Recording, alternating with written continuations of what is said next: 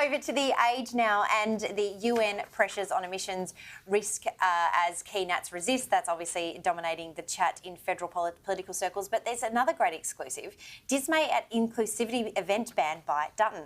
Officials in the Department of Defence have told their superiors they were left distressed and mystified by Peter Dutton's ban on a special morning tea to mark an annual day of support of LGBTQI colleagues, with one staff member saying it had cemented their decision to quit. What's wrong with it? What's wrong with a morning tea?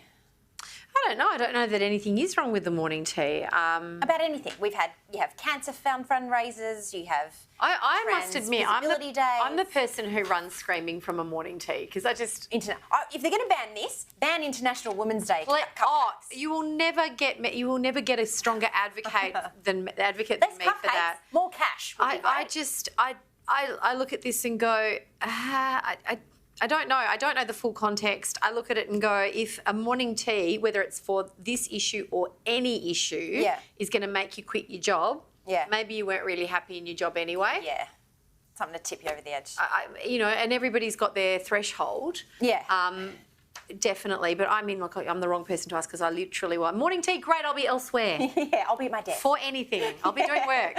Yeah. Put it in an email. Correct. Yeah. Over to the Financial Review now, and CBA fends off carbon activist. A great story by James Ayres.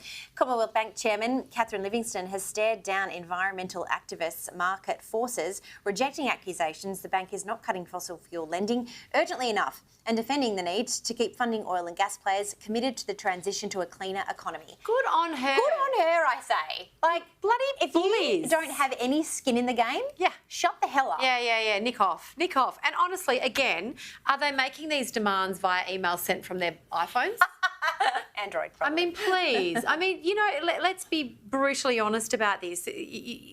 Any world that thinks that we can sustain on renewables within the next decade, within the next 50 years, is bonkers. Yeah. Did you see the Financial Times of London last week reported about the drop in wind caused by climate stilling? Like, it's a parody. You couldn't make it up. No. Just chop another carrot up, throw it in the stew and turn the heat up. When I was reading that last week specifically, and then you read all of the narrative that is happening around the climate change discussion this week, it's like an episode of The Thick of It. Yeah, of course And all we're missing is Malcolm Tucker. These people they are corporate bullies of sorts. Who are they? They're a voting bloc trying to pressure the board, and the board's job is to act in the best interests of shareholders. That is their legally mandated job under corporations law in Australia. Yeah, of course. And these clowns come along and go, "Ooh, you're not green enough for us." Catherine Livingstone, you are my MVP. High five tonight. Well done, sister. The Courier Mail is what we're going to end with this evening. Gem, $110 to fill the tank. Record petrol prices hit drivers hard, and it could reach $2 a litre. Isn't that ironic when there's nowhere to go? I know. It now costs about $110 to fill up the car across Brisbane as a global oil shock forces prices to record highs. Over a quarter of all fuel retails in the city are now selling petrol for $1.80 per litre.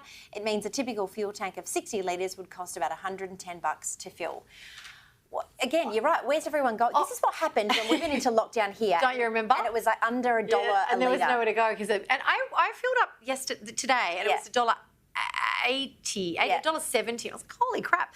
And then on the weekend I filled up and it was $1.80. So I was, being very ethnically thrifty, as I like to say. Yes. And I just put $20 in the car because I was thinking, surely the price will drop 10 cents a litre. It's like, my God, what's going on here? Yeah. I don't understand. But Now, I wanted to get your take on, there's a new NRL team. And I know that you are my niche commentary. very au fait. It's in demand. It is.